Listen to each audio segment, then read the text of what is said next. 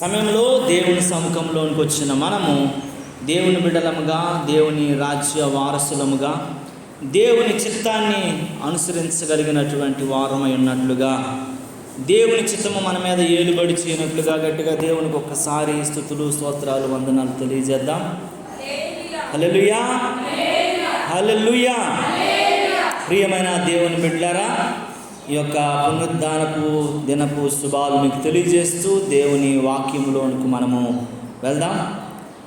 దేవుని గ్రంథంలో నుంచి కొన్ని మాటలు మనము జ్ఞాపకం చేసుకుందాము. క్రొత్త నిబంధన గ్రంథంలో నుంచి హెబ్రీలకు రాసినటువంటి పత్రిక చూడండి. హెబ్రీలకు రాసిన పత్రిక 11వ అధ్యాయము 33, 34 వచనాలను జ్ఞాపకం చేసుకుందాం. వారు విశ్వాసము ద్వారా రాజ్యములను జయించారు, నీతి కార్యములను జరిగించిరి, వాగ్దానాలను పొందిరి, సింహముల నోరును మూసిరి, అగ్ని బలమును చల్లార్చిరి, ఖడ్గదారును తప్పించుకొనిరి, బలహీనులుగా ఉండి బలపరచబడిరి, యుద్ధములలో పరాక్రమశాలులయ్యిరి, అన్ని సేనలలో పారద్రోలిరి. దేవుడి పరిశుద్ధ మాటలు మన వినికిడిలో దీవించును గాక. పరిశుద్ధుడ, జీవము కలిగిన మా తండ్రి, ఈ మాట ద్వారా మమ్మల్ని సంధించండి. మాకు కావలసిన నీ కృప, నీ ఆదరణ, నీ శక్తి మాకు అనుగ్రహించమని యేసు నామములో అడిగి వేడుకొని మాట్లాడమని అడుగుచున్నాము తండ్రి. ఆమేన్. ప్రియమైన దేవుని బిడ్డలారా, వారు చేసిన కార్యములను మనము జ్ఞాపకము చేసుకుంటూ ఇప్పుడు మనము చదవబడినటువంటి లిస్టులో ఏదో ఒక దానిలో మనము కూడా ఉంచబడి ఉండాలి, వ్రాయబడి ఉండాలి, లిఖించబడి ఉండాలి అన్న విషయాన్ని మనం గుర్తు చేసుకోవాలి. ఇదే మాటలో నుంచి ఇంతకుముందు నేను ఒక రకంగా చెప్పాను. అప్పుడు ఏం చెప్పానంటే, ఇవన్నీ పొందుకున్న దానిలో, ఇవన్నీ అనుభవించిన దానిలో, ఇవన్నీ చవి చూసిన దానిలో నీవు ఉన్నావా, నీవెన్నో వ్యక్తివి అనే దాని కొరకు నేను మాట్లాడాను. ఈరోజు దేవుడి ప్రేరణ బట్టి, దేవుని చిత్తమును బట్టి, దేవుని ఆలోచనను బట్టి ఇందులో చాలా విషయాలు దాగున్నాయి. మొట్టమొదట వారు విశ్వాసము ద్వారా రాజ్యములను జయించారు, రెండవది నీతి కార్యాలు జరిగించారు, మూడవది వాగ్దానాలు పొందారు, నాలుగవది సింహాల నోళ్లను మూయించారు, ఐదవది అగ్ని బలమును చల్లార్చారు, ఆరోది ఖడ్గదారును తప్పించుకున్నారు, ఏడవది బలహీనులుగా ఉండి బలపరచబడ్డారు, ఎనిమిదవది యుద్ధములలో పరాక్రమశాలులయ్యారు, తొమ్మిదవది అన్యుల సేనలని పారద్రోలి బయటికి ఎల్లగొట్టు పడేశారంట. 9 కార్యాలు ఇక్కడ వ్రాయబడ్డాయి. ఈ 9 కార్యాలు నేను అనేకమైన సంఘాల్లో రోజుకి ఒక దగ్గర ఒక్కొక్క విషయాన్ని మాట్లాడుకుని వచ్చాను.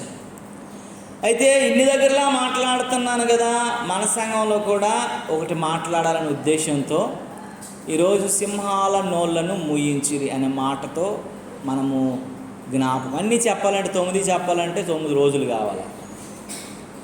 కనుక ఈ సమయంలో ఒక్క మాటని మనము గుర్తు చేసుకోవాలా, ఒక మాటని మనము ఆలోచించాలా.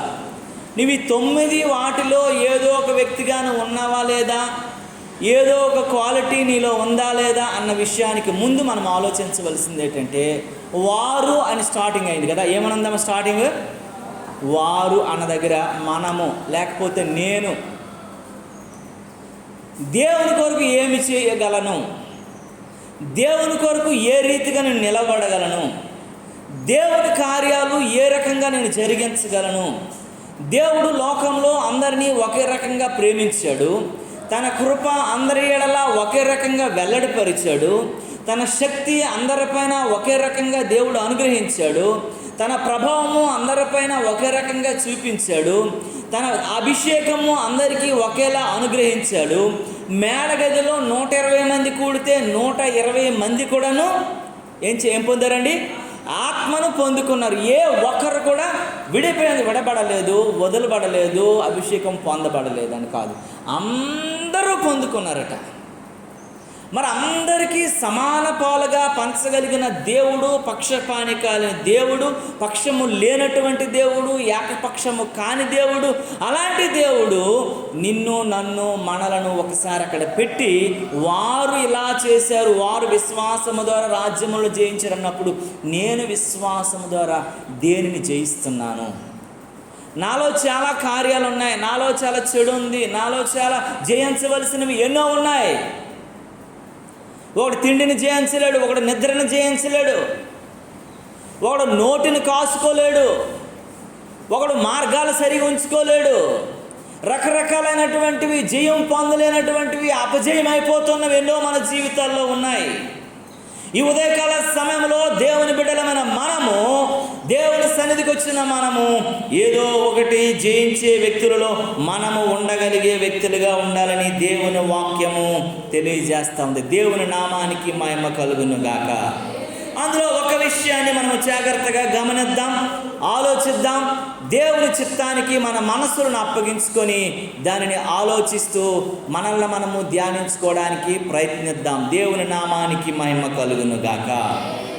దానియేలు తన జీవితంలో తను చేసినటువంటి ఒక విషయాన్ని, ఒక సందేశాన్ని మనము జ్ఞాపకం చేసుకోవాలి.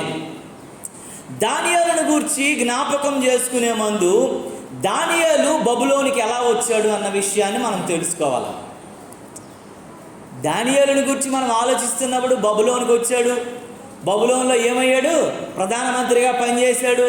బబులోన్లో ఆయన సింహాల బోన్లో వేశారు, బబులోన్లో ప్రార్థన చేశాడు. ముమ్మాటు కిటికీ వైపు, యెరూషలేము వైపు చూసి ఇయే మనకు తెలుసు. సింహాలన్నీ ఏం చేసాయి? మోకరించాయి. ఆ రాజు రాత్రి నిద్ర పట్టలేదు, లేచి చూసేసరికి సింహాలు ఆయన ఏం చేయలేదు. ఆయన వచ్చేసిన తర్వాత ఆ శాసనాలన్నీ రద్దయిపోయాయి. దానియేలుకి మొదటి పదవి కంటే ఇంకా ఘనమైనటువంటి పదవిలో దేవుడు ఉంచాడు అని మనం చదువుకున్నాం, తెలుసుకున్నాం. అసలు దానియేలు ఎలా వచ్చాడు అక్కడికి అన్న విషయాలు మనము జ్ఞాపకం చేసుకోవాలి. మళ్ళీ షడ్రకు, మేషకు, అబేద్నెగోలు ఉన్నారు, వారు కూడా వచ్చారు. నెబుకద్నెజరు అనేటువంటి వ్యక్తి తన విగ్రహం ఒకటి వస్తే, దర్శనం వస్తే దాన్ని తయారు చేయించి దేశంలో ఉన్న ప్రతి ఒక్కరితో మొక్కిస్తే వారిద్దరూ మొక్కలేదు. వారిని అగ్నిలో వేశారు, అగ్నిలో దేవుడు ఉన్నాడు, వారిని రక్షించాడు. వారి ద్వారా దేశం నమ్ముకుంది, దేశము విశ్వాసంలోకి వచ్చింది, రక్షణ పొందింది మనం చదువుకుంటాం. కానీ ఎక్కడి నుండి వచ్చారు, ఏమయ్యారు, ఏంటి అనేది మనకి తెలుసా? తెలీదా? తెలియదు. వారిని గూర్చి తెలుసుకునేటప్పుడు వారు ఏంటి, వారి పరిస్థితి ఏంటి, వారి ఉద్దేశం ఏంటి, వారి క్వాలిటీస్ ఏంటి, వారికి ఉన్నటువంటి కాన్ఫిడెన్స్ ఏంటి, వారి పద్ధతులు ఏంటి, వారి యొక్క విశ్వాసం ఏంటి, వారి నమ్మకత్వం ఏంటి, వారు ఎలా వచ్చారు, వారు ఎక్కడున్నారన్న విషయాలు కూడా మనం గుర్తు చేసుకోవాలి ఉదయకాల సమయంలో. దేవుని నామమునకు మహిమ కలుగును గాక. హల్లెలూయా. ఒక రాజు, ఒక బలమైన రాజు, ఒక యుద్ధశాలిన రాజు, ఒక పెద్ద సైన్యమును కలిగిన రాజు ఇజ్రాయేల్ దేశంపైకి దండెత్తాడు. దేవునికి స్తోత్రము కలుగును గాక. దండెత్తిన తరువాత ఇజ్రాయేల్ చాలా చిన్న దేశంలో తక్కువ జనాభా కలిగినటువంటిది. ఆ రోజు 5 రకాలైనటువంటి రాజ్యాలు ఉండేవి: బబులోను, రోమా, గ్రీకు, మాదేయ, పార్షిక. 5 రాజ్యాలు పరిపాలన చేస్తుండేవి. ఈ 5 రాజ్యాలు మించినది ఇంకేం లేదు. ఖండానికి ఒకటి ఉండేది, అది 5 ఖండాలు అప్పుడు ఉండేవి. అందుకే పంచఖండాలు. యేసుప్రభుకి అందుకే ఎన్ని గాయాలు పడ్డాయి? 5 గాయాలు. ఒక ఖండానికి ఒక గాయం చొప్పున 5 ఖండాలు. తర్వాత అవి 7 ఖండాలుగా మారాయి. ఇప్పుడు ఒకప్పుడు ఎన్ని ఉండేవి? 5 ఖండాలే ఉండేవి. ఆస్ట్రేలియా ఖండం కాదు, అంటార్కిటిక్ ఖండం కాదు ఒకప్పుడు. ఇప్పుడు అవన్నీ ఖండాలుగా మార్చబడ్డాయి. కనుక ఈ విషయాలను మనం చాలా జాగ్రత్తగా గమనిస్తే, ఆ రాజు, ఆ పెద్ద సైన్యములు కలిగిన వాడు అధికార దోహంతో ఆ ఇజ్రాయేలు దేశంలో మరి ఆ దేశ సంపద, ఆ జ్ఞానాన్ని దోచుకోవడానికి యుద్ధానికి వెళ్ళాడు. యుద్ధానికి వెళ్ళిన తర్వాత ఆ యుద్ధంలో ఆ దేశంలో ఉన్న ఆస్తిని, ఆ దేశంలో ఉన్న బంగారమును, ఆ దేశంలో ఉన్నటువంటి మంచివన్నీ కూడాను తీసుకొస్తూ దోచుకొస్తూ అక్కడ ఉన్న వారిని అందరినీ కూడా చంపేసి హతమార్చి కొంతమంది పనికొచ్చిన వారైనటువంటి బాలులను, యవనస్తులైనటువంటి వారిని బబులోను దేశానికి మళ్ళీ తీసుకొని వచ్చాడు. రాజు తీసుకొని వచ్చి బబులోను రాజ్యంలో ఒక జైలు చూసి ఆ విశాలమైన జైల్లో చాలామందిని బాలురిని, యవనస్తులని పెట్టి పోషించి వారికి కావలసినటువంటి భాషను, వారికి కావలసినటువంటి జ్ఞానాన్ని, వారికి కావలసినటువంటి విద్యను, వారికి కావలసినటువంటి అనేక రకాలన్నీ కూడాను నేర్పించటం, అభ్యాసం చేయించటం నేర్పించాడు. దేవుని నామానికి మహిమ కలుగును గాక. హల్లెలూయా. ఈ రాజు యెహోవాహీకీము అన్నటువంటి రాజు ఎన్ని చేయిస్తున్నప్పుడు ఎన్ని రకాలుగా కూడాను వీరు తర్ఫీదు పొందుతూ జైల్లోనే ఉన్నారు. ఉంటుండగా ఒకానొక రోజు రాజుకి జ్ఞాపకం వచ్చింది, మనం ఇజ్రాయేల్ దేశమును కొల్లగొట్టాము కదా, ఇజ్రాయేల్ దేశమును మరి ఓడగొట్టాము కదా, ఇజ్రాయేల్ దేశము నుంచి కొంతమంది బాలులను, యవనస్తులను మనం తీసుకొచ్చాం కదా, వారు ఏమి ఉన్నారు, అనవసరంగా వారు పెంచుతున్నాం కాబట్టి వారిని కొంతమంది నాకు కావాలి అని అడిగాడు. దేవుని నామానికి మహిమ కలుగునుగాక. అక్కడ ఉన్నటువంటి ఒక నపుంసకుడు పంపించి ఆ నపుంసకుడు ద్వారా మాట్లాడుతూ, ఆ నపుంసకుడు ద్వారా నపుంసకుడు అంటే ఎవరు అమ్మా? ఎవరమ్మా? నపుంసకుడు అంటే ఎవరండి? ఇజ్రా అని అంటాం కదా, ఆడకి మగకి మధ్యలో ఉన్నటువంటి వ్యక్తులను ఏమంటాం మనము? ఇజ్రాలు అంటాం కదా, ట్రాన్స్జెండర్ అంటారు. 3 రకాలు నపుంసకులు ఉంటారు. ఒక నపుంసకుడు ఏంటంటే దేవుడు వాడిని నపుంసకుడిలాగానే సృష్టిస్తాడు. రెండో రకమైనటువంటి నపుంసకులు ఏంటంటే వారు పురుషులుగానే ఉంటారు కానీ వాళ్ళు స్త్రీలుగానో లేకపోతే స్త్రీలు అయ్యున్న వారు పురుషులుగానో మార్పు చెందుతారు చాలామంది. 3వ నపుంసకులు కూడా ఉన్నారు. మరి ఎవరో తెలుసా? దేవుని కొరకు, దేవుని రాజ్య వ్యాప్తి కొరకు, పరలోక రాజ్య సిద్ధపాటు కొరకు వారి జీవితాలను పెండ్లి, భార్య అవన్నీ లేకుండా దేవుని సేవకులుగా సమర్పణలోనికి వచ్చిన నపుంసకులు కూడా ఉన్నారు. ఆడవాళ్ళు అయితే వాళ్ళు వివాహాలు చేసుకోరు. దేవుని కొరకు వారి జీవితాలను నపుంసకత్వముగా వారికి ఉన్నటువంటివన్నీ సమర్పించుకొని ఇహలోక సంబంధమైనటువంటి స్త్రీ ధర్మమా, ఇహలోక సంబంధమైనటువంటి పిల్లల కనడమా, ఇహలోక సంబంధమైనటువంటి భార్య పాత్రను పోషించటమా అవన్నీ వదిలేసి ప్రభువు కొరకు బ్రతకాలన్నటువంటి ఆశతోనూ ఆసక్తితో జీవించేవారు ఒక రకమైనటువంటి నపుంసకం. పురుషుల్లో నుంచి కూడాను దేవుని రాజ్య వ్యాప్తిలో, దేవుని రాజ్య స్థాపనలో ఒక ముందుకు పరిగెత్తటం కొరకు కుటుంబం అని, భార్య అని, పిల్లలని లేకుండా బ్రతుకుట క్రీస్తు అయితే చచ్చిపోవటం అనేటువంటి పౌలు నినాదంతో వచ్చేవారు కూడా ఒక రకమైనటువంటి నపుంసకులు. దేవునికి స్తోత్రము కలుగునుగాక. ఏసాన్న గారు ఉన్నారు, పెళ్లి చేసుకున్నారా? ఏసాన్న గారికి పిల్లలు ఉన్నారా? ఏసాన్న గారి కుటుంబం ఉందా? ఏసాన్న గారు పిల్లలకు ఫీజు కడుతున్నాడా? ఏసాన్న గారు పిల్లలకి బిస్కెట్లు బిల్లలు పట్టుకొని వస్తున్నాడా? ఏమి లేదు. బ్రతుకుంటే క్రీస్తు అయితే అన్నీ, అతని కారు, ఆయన బట్టలు అన్నీ కూడా దేని పేరు నుండివి? హోసన్నా మినిస్ట్రీస్ పేరునే ఉన్నాయి. హాస్టల్ అందరూ కూడా వాళ్ళ పేరుని రాసుకుంటున్నారు. మరి ఏంటి నాకు అర్థం కాదు. దేవుని మందిరం అది దేవుంది. అక్కడ నువ్వెంత ఖర్చు పెట్టు అది దేవునికి మహిమకరంగానే ఉండాలి.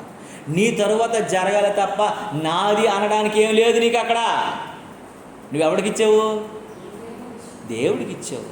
నువ్వు దేవునికి ఇచ్చినోడు ఎవడైనా మళ్ళీ గుర్తు చేసుకుంటాడా? ఏం చేస్తారంటే దేవుడికి ఇచ్చేవాళ్ళు ఇది నాదని అనరు. ఇది ఎవరిది? దేవునిది. అంతే. నాది అన్నావనంటే నువ్వు దేవుని మనిషి కాదు. దేవునిది దేవునికే, కైసరిది ఒక్కసారి నువ్వు ఇచ్చావంటే అది మర్చిపోవాలి. అదేదన్నా నాది అని అనకూడదు. మందిరం దేవుంది, వచ్చులు విశ్వాసులు దేవుని మనుషులు.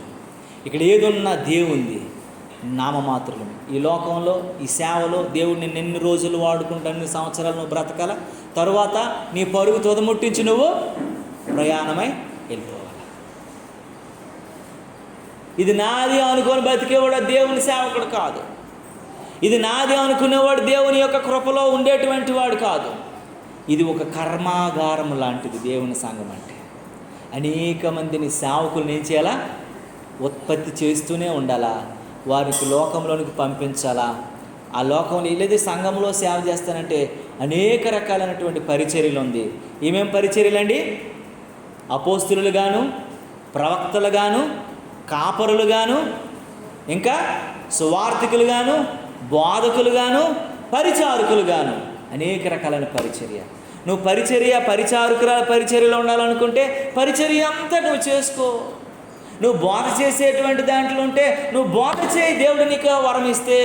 నువ్వు ప్రవక్తగా ఉన్నట్లయితే నువ్వు ప్రవచించు. నువ్వు అపోస్తులుగా ఉన్నట్లయితే అన్ని పరిచర్యలు కూడా జరిగించు. నువ్వు కాపరు అయితే కాపులు కాయడానికి ఇష్టపడు. నువ్వు సువార్థికుడు అయితే సువార్త ప్రకటించు. దేవునికి స్తోత్రము కలుగునుగా. అలాంటి నపుంసకత్వాన్ని, 3 రకాలైనటువంటి నపుంసకత్వంలో ఇది ఒక రకమైనటువంటి నపుంసకత్వము. దేవునికి స్తోత్రము కలుగునుగా.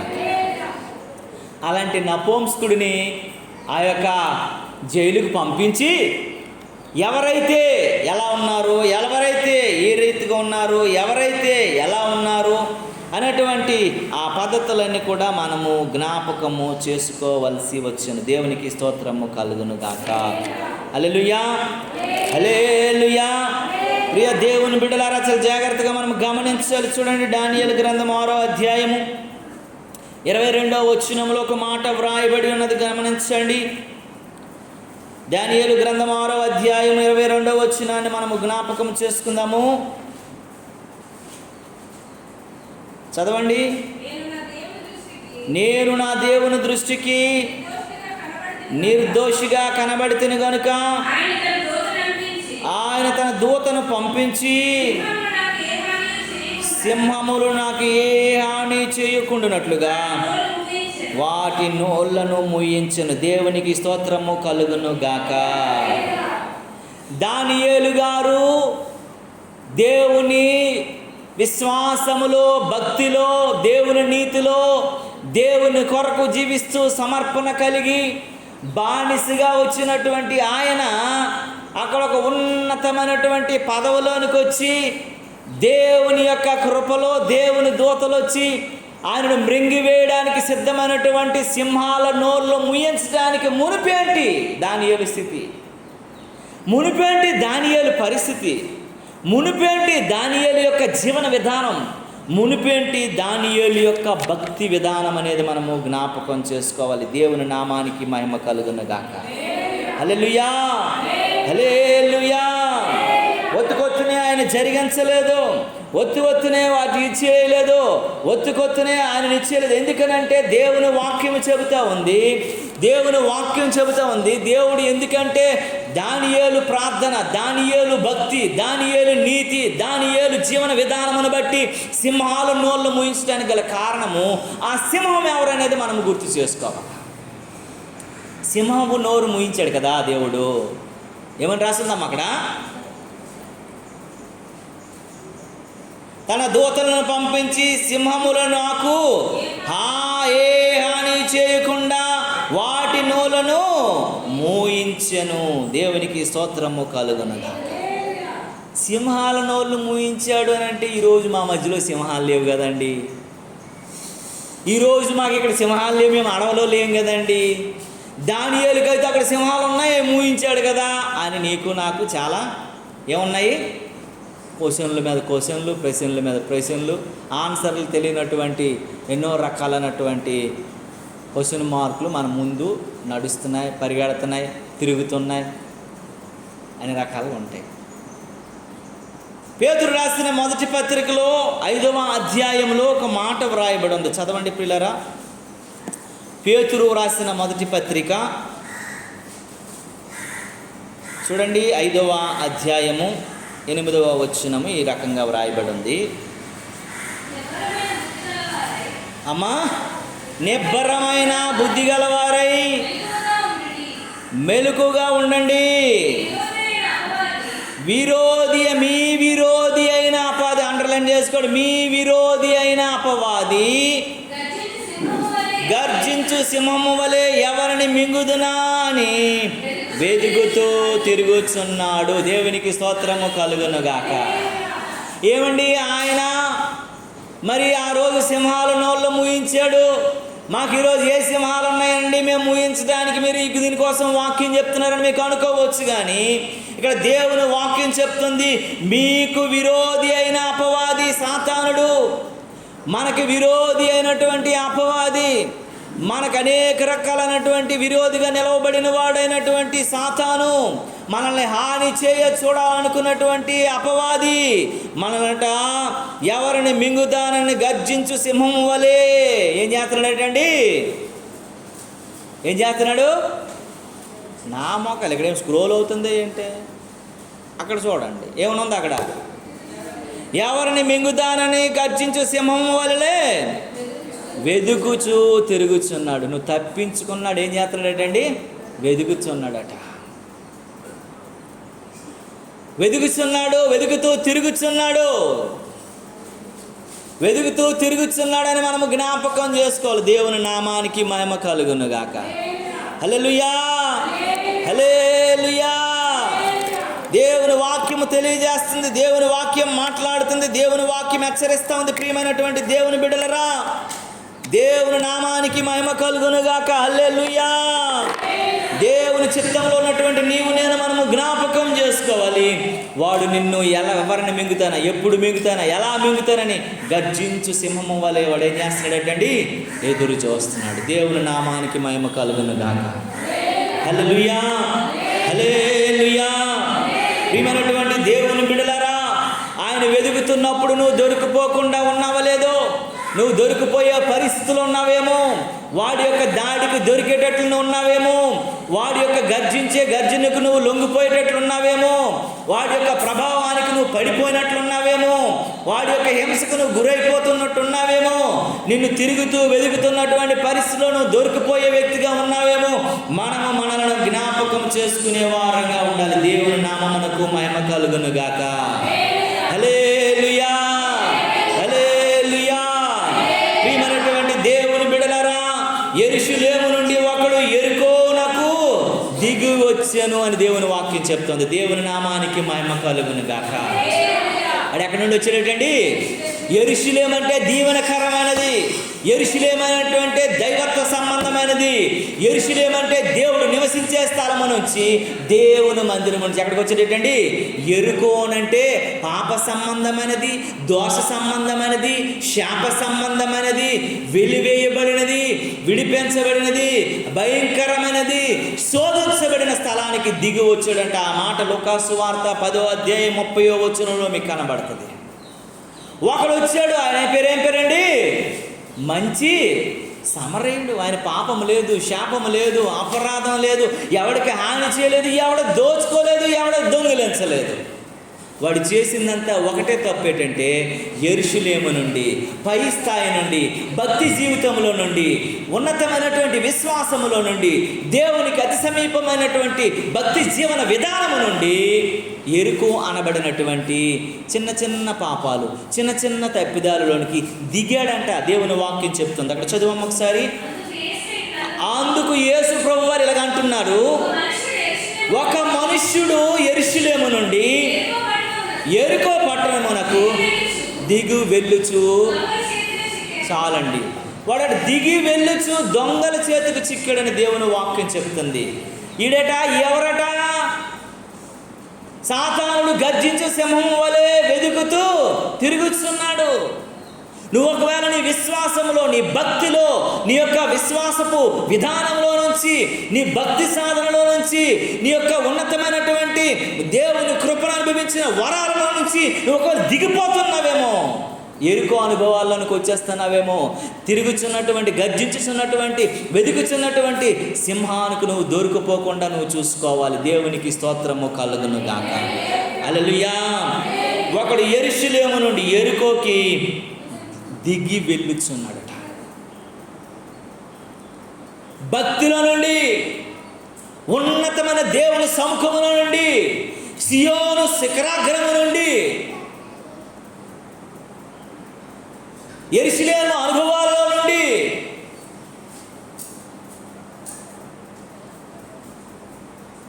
దేవుని కృప పొందు స్థలములో నుంచి, కర్మేలు అనుభవాలలో నుండి, దేవుని ఆత్మను దింపగలిగిన శక్తి కలిగిన అనుభవాల్లో నుంచి, సీనాయి అనుభవాల్లో నుంచి, బలికి బదులుగా దేవుడు తన గొర్రె పిల్లనిచ్చి దానిని అభిషేకించి అగ్ని మండుచున్నది కానీ పొద కాలిపోలేనటువంటి అనుభవాలలో నుంచి నువ్వు ఏమాత్రము దిగినా సరే వాడు గర్జించు సింహము వలె ఏం చేస్తాడటండి? మృంగేస్తాడు. మృంగడానికి వాడు తిరుగుతూ ఏం చేస్తున్నాడటమ్మా? వెదుకుచున్నాడు. జాగ్రత్త జాగ్రత్త జాగ్రత్త. నీ యవ్వన కాలంలో ఒకవేళ నువ్వు యెరూషలేము అనుభవాల నుంచి, భక్తి అనుభవాల నుంచి, నీతి అనుభవాల నుంచి, విశ్వాసపు అనుభవాల నుంచి, మారు మనసు అనుభవాల నుంచి, రక్షణ అనుభవాల నుంచి నువ్వు దిగుతున్నావేమో, ఎరుకో అనుభవాలకు వచ్చేస్తున్నావేమో, వాడు నిన్ను ఎప్పుడు మృంగుదానని ఏం చేస్తున్నాడంటే ఎదుగుతూ తిరుగుతున్నాడని, గర్జిస్తున్నాడని, కాలు దువ్వుతున్నాడని గుర్తు చేసుకోవాలి ఉదయకాల సమయంలో. ప్రియ దేవుని బిడ్డ, నువ్వెలా ఉన్నావో, నీ భక్తి ఏంటో, నీ శక్తి ఏంటో, నీ జీవన విధానం ఏంటో నువ్వు ఒక్కసారి గుర్తు చేసుకో. ఒక మనుష్యుడు యెరూషలేము నుండి యెరికోకి దిగినంత మాత్రాన వాడికట దొంగలు పట్టుకొని ఏమని రాసింది అక్కడమ్మా?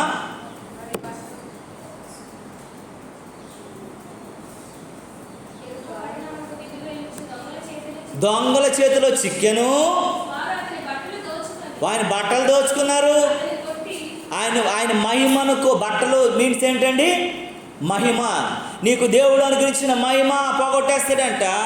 నిన్ను కొడతాడు. శ్రమ, బాధ, కష్టం, ఇరుకు, ఇబ్బందులతో నేను కొట్టి చివరి నువ్వు బ్రతకలేక, చావలేక, నువ్వు విశ్వాసంలోకి వెళ్ళలేక, అపరిశుద్ధతలోనికి రాలేక, నువ్వు నీతిపరుడిగా బ్రతకలేక, అవిశ్వాసంలో ఉండలేక, నువ్వు వేడిగా ఉండలేక, చల్లగా అయిపోలేక, నిలువెచ్చని జీవితంలోనికి మలచగలిగినటువంటి గర్జించు సింహం వలె నిన్ను వెదుగుచు తిరుగుచు నిన్ను పాడు చేసేసేయాలనేటువంటి ఉద్దేశంతో వాడు నీ కోసం ఏం చేస్తున్నాడండి? గర్జిస్తూ ఉన్నాడు. దేవునికి స్తోత్రము కలుగును. సింహము దాడి నుండి నువ్వు తప్పించబడాలి. వాడు వెతుకుతున్నాడు.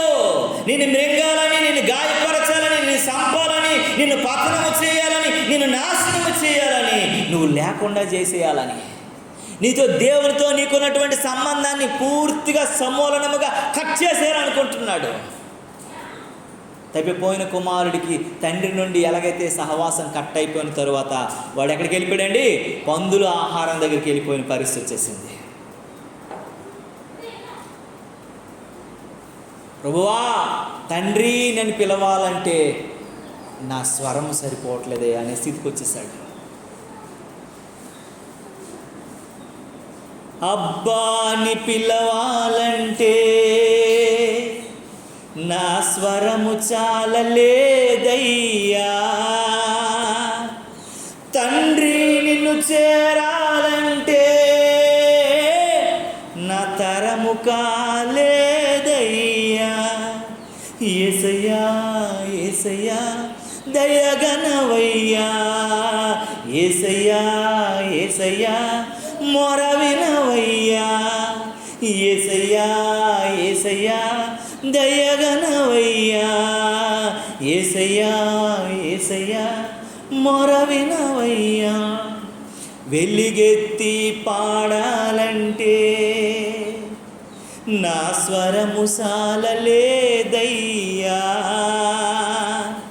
శిరమెత్తి వేడాలంటే నా గుండె బండబారేనయ్యా. నేను చిరము ఎత్తిన తలెత్తి నిన్ను వేడాలంటే, నిన్ను స్తుతించాలంటే, నిన్ను వేడుకొని పిలవాలంటే నా గుండె బండబారిపోయింది, కఠినమైపోయింది. దేవుని నామానికి మహిమ కలుగును గాక. నోళ్లను ముయించగలిగినటువంటి ఆ యొక్క బలమును, ఆ యొక్క శక్తిని నువ్వు పొందాలనుకుంటే నువ్వు ఎలాగోలాగా పొందేలేవండి. నువ్వేదో రకంగా గర్జించి సింహాన్ని ఎదిరించేలేవండి. దానియేలు నోళ్ళను ముయించాడంటే, దానియేలు జరిగించాడనంటే ఒక ఆయనలో ఉన్న క్వాలిటీస్ మనం చూడాలి. చూడండి, దానియేలు గ్రంథము 1వ అధ్యాయము, దానియేలు గ్రంథం 1వ అధ్యాయము 3-4 వచనాలు త్వరగా చదవండి ప్రియులారా. దానియేలు గ్రంథము 1వ అధ్యాయము 3-4 వచనాలను చదవండి.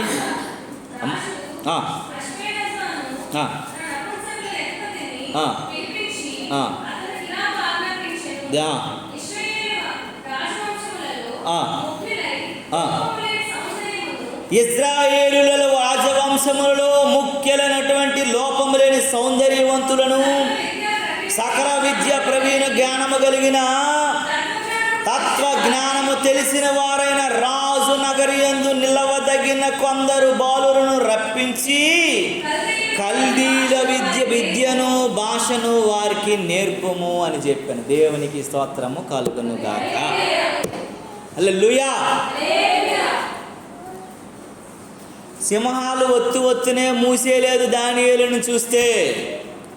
దానియేలులో, షడ్రకులో, మేషకులో, అబేద్నెగోలో ఉన్నటువంటి క్వాలిటీస్ మనం చూడాలి. ఇప్పుడు నువ్వు నోళ్లను, సింహాల నోళ్లను, గర్జించు సింహపు నోరును నువ్వు ముయ్యించాలంటే అలాంటి క్వాలిటీస్ నీలో కూడా ఈ సమయంలో ఉండి తీరాలి. దేవునికి స్తోత్రము కలుగునుగా. రాజు చెప్పాడంట, ఇన్ని దినాల నుంచి మనం జైల్లో పెట్టి వారిని పెంచి పోషిస్తున్నాం కదా. ఆ ఇజ్రాయేలు బాలులు, ఆ యోధా బాలులు, ఆ యోధా యవనస్తుల్లో కొంతమందిని నువ్వు ఎంచవయ్యని ఒక నపుంసకుడిని పంపించాడంట. ఆ నపుంసకుడికి పంపించి వాళ్ళు ఎలా ఉండాలంటే తన మనస్సులో, తన ఊహలో, తన యొక్క ఆలోచనలో ఉన్నటువంటివి కొన్ని చెప్పాడు. ఎలా ఉండాలంటే వాళ్ళు మొట్టమొదటిగా వాళ్ళు ఏమై ఉండాలటమ్మా? వాళ్ళు రాజవంశీకులై ఉండాలి. దేవునికి స్తోత్రము కలుగునుగాక. వారు రాజవంశీకులై ఉండాలంట. ఎవరిని పెడతాడు తెచ్చేయడానికి లేదు. ఎందుకంటే మనము రాజులైన యాజక సమూహమై ఉన్నాము. దేవుడు రాజు అయి ఉన్నాడు, ఆయన మహాచక్రవర్తి అయి ఉన్నాడు. ఆయన బిడ్డలమైనటువంటి మనము ప్రిన్సెస్గా ఉన్నాము, మనము రాజవంశీకులమై ఉన్నాం. కాబట్టి ఎవరిని పెడతాడు దేవుడు ఎన్నుకోడు. అందుకే లోకములో ఉన్నవారిని అందరినీ దేవుడు ఎన్నుకోలేదు. పిలువబడిన వారు అనేకులు, ఏర్పరచబడివారు కొందరే. క్రీస్తు జన్మించే లోకాన అందరికీ, క్రీస్తు ఉదయించే హృదయాన కొందరికి మాత్రమే. అందరి జీవితాల్లో ఉదయించలేదు యేసయ్య. అందరు యేసు ప్రభువుని అంగీకరించలేదు. అందరు యేసు ప్రభువుని తన సొంత రక్షకుడిగా పొందుకోలేదు. అందరూ యేసు ప్రభువుని అవలంబించలేరు. అందరికీ ఆ ధన్యత దొరకదు. ఆ దొరికినటువంటి రోజులు అందరూ గుండెలు బాదుకుని ఏడ్చుకో దినం కూడా ఒక రోజు రాబోతుంది. దేవునికి స్తోత్రము కలుగునుగాక. తప్పించుకుందువా దేవుని యొద్ద నుండి, నువ్వు రాజు అయినా అధికారివి అయినా తప్పించుకుందువా. నువ్వు తప్పించుకోలేని దినం ఒక రోజు రాబోతుంది. ఎందుకంటే సాతానుడు గారు గర్జించే సింహం వలె వెతుకుతూ తిరుగుతున్నాడు. నువ్వు దొరికిపోకుండా జాగ్రత్తగా చూసుకోవాలంట. సింహాలు నోళ్ళు ముయ్యించగలిగిన విశ్వాసంలోకి రావాలంటే ఏమేమి నువ్వు ఉండాలంటే, మొట్టమొదటిగా నువ్వంట రాజవంశీకులైనటువంటి వ్యక్తులు అయి ఉండాలి. రాజవంశీకులలో ముఖ్యులైన వారు,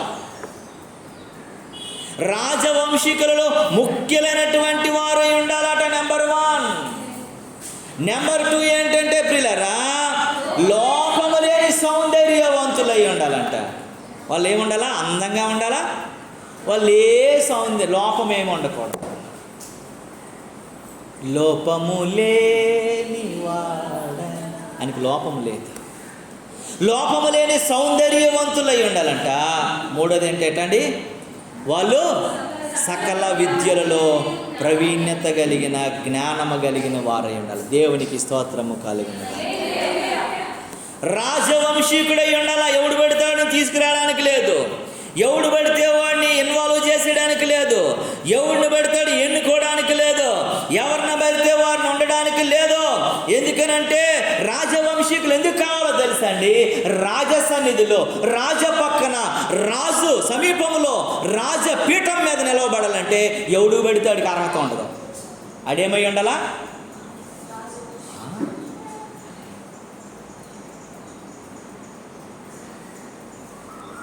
యూపీఎస్సీ ఎగ్జామినేషన్స్ రాస్తున్నటువంటి వారిని జ్ఞాపకం చేసుకోవాలా. యూపీఎస్సీ ఎగ్జామినేషన్లో 3 రకాలైనటువంటి ఎగ్జామ్స్ ఉంటాయి.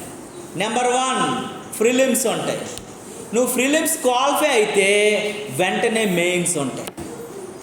అంటే 10 లక్షల మంది, ఒక 20 లక్షల మంది, 50 లక్షల మంది అంటే ఈ ప్రిలిమ్స్లోనే అందరిని ఏం చేస్తారు, ఎడిట్ చేసి పడేస్తారు. మిగిలిన ఎంతమంది ఉంటారు అంటే 1 లక్ష మంది, 2 లక్షల మందిని ఉంచుతారు. మెయిన్స్ ఎగ్జామినేషన్లో 2 లక్షల మంది కలిపి 1000 మంది అయిపోతారు. ఫిల్టరేషన్ చూడండి, 50 లక్షల మంది రాస్తే ఫస్ట్ ఎగ్జామినేషన్లోనే 48 లక్షల మంది తోకలు కట్ చేసి బయటికి పంపించేస్తారు. తర్వాత మెయిన్స్ ఎగ్జామ్కి వచ్చి 2 లక్షల మంది రాస్తారు. 2 లక్షల మందిలో 1,90,099 మందిని తీసేస్తారు, 1000 మందిని ఉంచుతారు. ఇంటర్వ్యూకి పిలిచినప్పుడు ఆ 1000 మందిలో నుంచి ఎంతమందిని కట్ చేస్తారంటే 1000 జాబులు ఉంటే 1000 మందిని 100 జాబుల్లోనే తీసుకుంటారు. మిగతా 900 మందిని ఏం చేస్తారు, కట్ చేసేస్తారు. ఇంటర్వ్యూలో ఏ క్వశ్చన్ అడుగుతారో నీకు తెలీదు, ఏం మాట్లాడతారు. నేను ఒక ఇంటర్వ్యూ చూశాను, అన్నిటికీ దీన్ని ఏమంటారు, కాజా ఏమంటారు, కింద వేసింది అని బటన్ కింద కాజా అయినా ఆ కాజాకి అంతా బాగానే ఉంది. ఆ కిందకు వచ్చేసరికి ఆయనకి ఏముందంటే కాజాకి రెడ్ కలర్ థ్రెడ్తో కాజా వేసి ఉంది. అలాగే ఎందుకు వేస్తారో నీకు తెలుసా అని అడిగారు. అదేం టైలరా, రెడ్ కలర్ ఎందుకు వేస్తారు, బ్లాక్ కలర్ ఎందుకు వేస్తారు అని అడగడానికి. కానీ ఆ పిల్లోడు చాలా టాలెంటెడ్. ఎందుకనంటే సార్ మనం టచ్ చేస్తాం, ఇన్సర్ట్ చేస్తాం కదా, ఇన్సర్ట్ చేస్తున్నప్పుడు ఆ రెడ్ బటన్ కిందకే ఉండాలి తప్ప పైకి ఉండకూడదు, అది ఇండికేటర్ అని చెప్పాను. నేను అనుకున్నాను ఈ బటన్ విషయంలో కూడా ఎంత ఆలోచిస్తుందా యూపీఎస్సీ రాసేవాడు అనుకున్నాను నేను. అన్ని థ్రెడ్స్ ఒకేలాగా ఉంటాయి, కానీ లాస్ట్ బటన్ థ్రెడ్ చూడండి వేరుగా ఉంటుంది, వేరే కలర్తో. ఎందుకు రెడీమేడ్ వేసాడు ఆయనకు అర్థం కాలేదు. ఈ పిల్లల్ని అడగనే రెండోది ఏమన్నాడు, నీ స్మైల్ ఫేక్ స్మైల్లా ఉందని అన్నాడు. ఇదేంటి ఇలాగెలా ఉంటుంది, నేను ఇలాగే నవ్వుతాను సార్ అని. లేదు లేదు లేదు, నువ్వు ఇలాగ నవ్వు, నీ రియాలిటీ స్మైల్ కావాలా. ఎందుకంటే నువ్వు ఆఫీస్లో కూర్చునేటప్పుడు ఒకడు కోపిస్ట్ వస్తాడు, ఒకడు నెమ్మదస్తుడు ఒకడు మంచోడు వస్తాడు, ఒకడు తెలివైనడు వస్తాడు. నువ్వెవరికైనా సమాధానం చెప్తున్నప్పుడు దేంతో చెప్పాలా, స్మైలే ఉండాలి. నీ స్మైల్ బాగోదనుకో అక్కడ గొడవలు జరిగిపోతాయి, నీ పదవిని నువ్వు సరిగ్గా నిర్వర్తించలేవని చెప్పాడు. అంటే ఒక ఉద్యోగానికి ఇన్ని ఉంటే పరలోక రాజ్యం అంత ఈజీ అండి. అందుకే అంటున్నాడు కదా, ఒంటే సూది బెజ్యంలో దూరడము సులభమే కానీ ఒక పాపి పరలోక రాజ్యంలోకి వెళ్ళడము దుర్లభము. దేవునికి అంత ఈజీ కాదు. మనం ఈజీగా చెబుతాం నాతో అంత ఈజీ కాదు అని చెప్పేసి, నీతో అంత ఈజీయే, దేవుడితోని పరలోకంతోని ఈజీ కాదు. నువ్వు పెద్ద గొప్పేం కాదు, నువ్వు దేవుని చిత్తంలో ఉంటేనే నువ్వు గొప్ప, లేకపోతే కాదని దేవుని వాక్యం చెప్తుంది. ఇక్కడ 3 రకాల మనుషుల్ని ఎన్నుకున్నారట. ఏమేమి మనుషులమ్మా చెప్పండి ఒకసారి. మొట్టమొదట వారు రాజవంశులలో ముఖ్యులైన వారు ఉండాలా. రెండోది లోపము లేని సౌందర్యవంతులై ఉండాలా. మూడోది సకల విద్యలలో ప్రావీణ్యత, జ్ఞానంతో కూడిన ప్రావీణ్యత కలిగిన వారు ఉండాలట. దేవునికి స్తోత్రము కలుగునుగాక. నపుంసకుడిని పిలిపించి దైవ సన్నిధిలో ఉండవలసినటువంటి మనుషులు రాజు కోరిక చొప్పున, రాజు మనస్సుకి ఎలాంటి వారు నచ్చుతారో అలాంటి వారిని ఎన్నుకొని ఆ రాజ సన్నిధిలో నిలవబెట్టమని రాజు నపుంసకుడికి ఆజ్ఞాపించాడు. అందుకే సకల విద్యలో చూడండి, ఇక్కడ చూసినట్టు రాజవంశములో ఉండేటువంటి వారై ఉండాలి. దేవునికి స్తోత్రము కలుగునుగాక. మనమంట పేతురు రాసిన మొదటి పత్రికలో ఉంటుంది కదా, 2వ అధ్యాయం 9వ వచనంలో ఏమని రాసి ఉంటుందో తెలుసా అండి. ఒక మంచి మాట ఉంటుంది అక్కడ, పూర్తిగా మీరు చదివితే చాలా చక్కగా ఆ మాటని మరి పేతురు వివరించాడు, మనం ఏమై ఉన్నాము అన్న విషయాన్ని. చూడగలరు ఒకసారి, చదవండి ఒకసారి. అయితే మీరు చీకట్లో నుండి ఆశ్చర్యకరమైనటువంటి తమ వెలుగులోనికి మిమ్ములను పిలిచిన వాని గుణాతిశయములను ప్రచారము చేయ నిమిత్తము దేవునికి స్తోత్రము కలుగునుగాక. ఏర్పాటు చేయబడిన వంశమును, రాజులైన యాజక సమూహమును పరిశుద్ధ జనమును దేవుని సొత్తైన ప్రజలై ఉన్నారు. దేవునికి స్తోత్రము కలుగును గాక. మీరు ఎక్కడి నుంచి వచ్చారటండి? చీకటిల నుంచి వచ్చిన వారు, పాపముల నుంచి వచ్చిన వారు, శాపముల నుంచి వచ్చిన వారు, అపరాధముల నుంచి వచ్చినటువంటి వారు, సత్యాన్ని వెలగలేక అసత్యములో బ్రతుకుచున్నవారు. అసతోమ సర్గమయ, సమసోమ జ్యోతిర్గమయ, మృత్యోర్మామృతాంగమయ అని అంటే అర్థం ఏంటో తెలుసా? అసతోమ అసత్యములను నన్ను సత్యములోనికి నడిపించు. సమసోమ జ్యోతిర్గమయ అంటే నేను చీకట్లో ఉన్నాను, వెలుగులోనికి నన్ను నడిపించు. మృత్యోర్మమృతాంగమయ మరణములో నుండి నన్ను నిత్య జీవములోనికి నడిపించు అన్న రీతిగా మనం ఉన్నటువంటి పరిస్థితి నుంచి ఆయన మనల్ని పిలిచినటువంటి దేవుని గుణాతిశయములను ప్రచారము చేయు నిమిత్తము రాజులైన యాజక సమూహముగాను, పరిశుద్ధ జనముగాను, దేవుని సొత్తైన ప్రజలుగాను మనల్ని దేవుడు ఏర్పాటు చేసుకున్నాడు. దేవునికి స్తోత్రము కలుగును గాక. దీంట్లో నీకేం లేదేమో ఒకసారి జ్ఞాపకం చేసుకో. రాజుకు ఉండవలసినటువంటి, రాజులైన యాజక సమూహానికి ఉండవలసినటువంటి పరిశుద్ధత నీలో ఉందా లేదా? ఆ నీతి క్రియలను ధరించుకున్నావా లేదా? ఆ నీతి జీవితాన్ని నువ్వు అనుభవిస్తున్నావా లేదా? ఆ నీతి సంబంధిగా జీవించడానికి ఇష్టపడుతున్నావా లేదా అన్న విషయాలని నువ్వు జ్ఞాపకం చేసుకోవాలి. నువ్వు చీకటి సంబంధివి కాదు, నువ్వు వెలుగు సంబంధమై ఉన్నావని ఆలోచన కలిగి ఉండాలి. దేవునికి స్తోత్రము కలుగును గాక. నువ్వు వెలుగు సంబంధిగా ఉన్నావో లేదో చూసుకో. నువ్వు దేవుని సొత్తుగా ఉన్నావో లేదో చూసుకో. నువ్వు యాజక సమూహముగా ఉన్నావో లేదో చూసుకొని మనల్ని మనము సరి చేసుకునే వారంగా ఉండాలని దేవుని వాక్యము మనల్ని హెచ్చరిస్తూ ఉంది. దేవునికి స్తోత్రము కలుగును గాక. విచిత్రము ఏంటంటే ప్రియులారా, చెరసాలలో అన్ని వందల మంది మరీ ఉండగా ఒక నలుగురును మాత్రమే ఎన్నిక చేయబడ్డారు. దేవునికి స్తోత్రము కలుగును గాక. చెరసాలలో చాలామంది ఉన్నా సరే అందరు ఎన్నిక చేయబడి, అందుకే పిలువబడిన వారు అనేకులు, ఏర్పరచబడి వారు కొందరే. దేవుని రాజ్యానికి, పరలోక రాజ్యానికి అందరు వెళ్ళిపోరు. ఫిల్టర్ ఫిల్టర్ ఫిల్టర్ ఫిల్టర్ ఉంటుంది. టీలో ఫిల్టర్ చేస్తాం కదా, టీ పొడి కొంచెం పడినా సరే ఏమంటాం మనము? సరిగా వడకట్లేదమ్మా, చెప్తేనమ్మా అని ఏం చేస్తాము మనము? తుప్పు తుప్పు నువ్వు చేస్తాం మనం.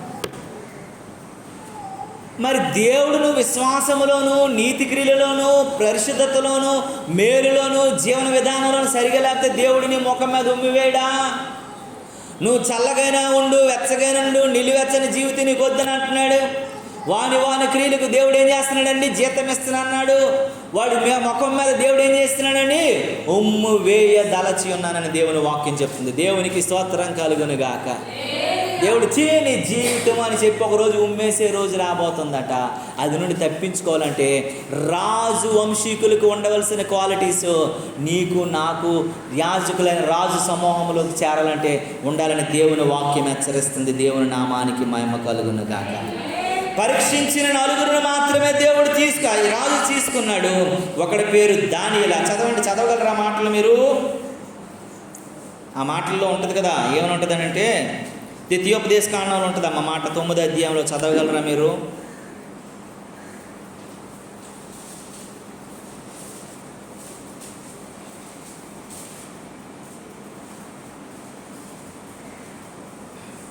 ద్వితీయోపదేశ కాండం దినవృత్తాంతాలు 2వ అధ్యాయము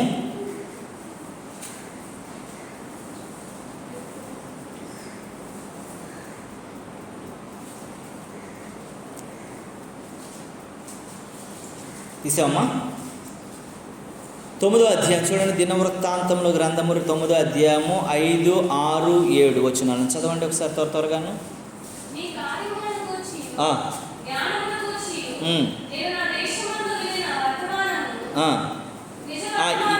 ఈ మాట కాదు, మీ మాట కాదు, నేను చెప్తాను చదువు. ఇక్కడ దేవుడు చూడండి, షడ్రకును, మేషకును, అబేద్నెగోలను అనబడినటువంటి దానియేలును కలిపి దేవుడు నలుగురిని ఏర్పాటు చేసుకున్నాడట. ఈ నలుగురిని మనం చాలా జాగ్రత్తగా గమనిస్తే ఈ మాటలు ఎక్కడ ఉంటుందంటే యెహోషువ గ్రంథంలో ఉంటుంది.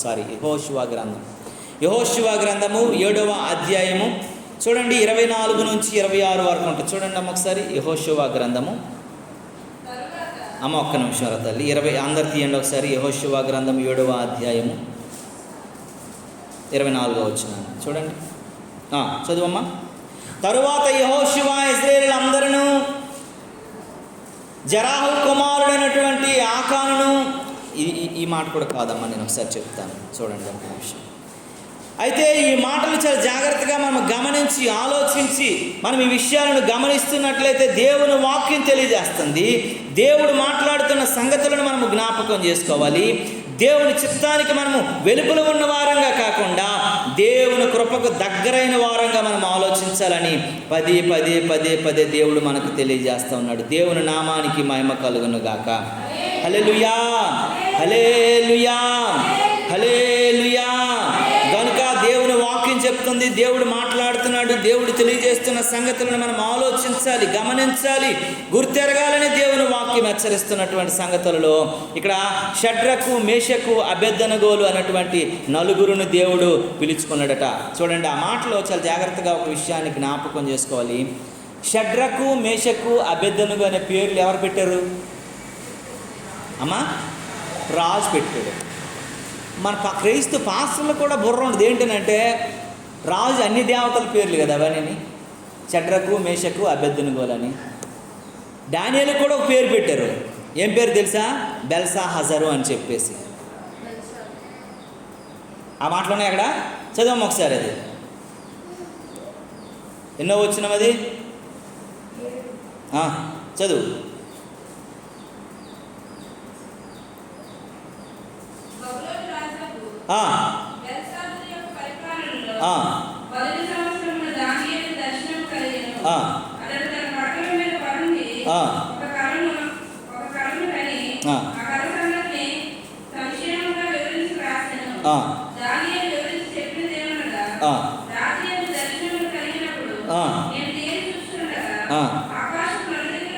అది కాదమ్మా నేను చెప్పింది. ఆయనకి బెల్షాజరు అని, షడ్రకు, మేషకు ఎంతమంది?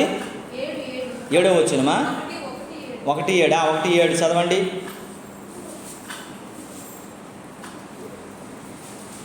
మొదటి దానియేలు గ్రంథం 1వ అధ్యాయం 7వ వచనాన్ని చూడండి. నపుంసకుల అధిపతి